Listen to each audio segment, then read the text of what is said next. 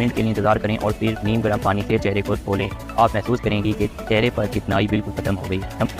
Number 3، Toner استعمال کریں۔ Make up خراب ہونے سے بچانے کے لیے اور اچھی بیس بنانے کے لیے چکنائی کو روکنے والا ٹونر چہرے پر لگائیں۔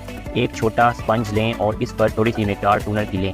آپ اسے پورے چہرے پر لگا لیں یہاں تک کہ چہرے کے کناروں پر بھی لگائیں۔ نمبر 4، SPF کے ساتھ موئسچرائزر۔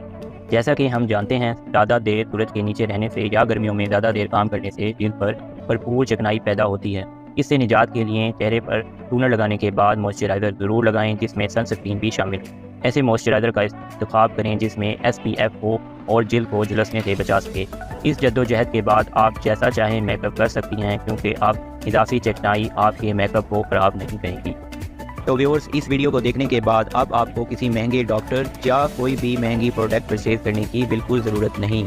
آپ انشاءاللہ ان تراکیب کو اپنی لائف میں استعمال کریں۔ آپ خود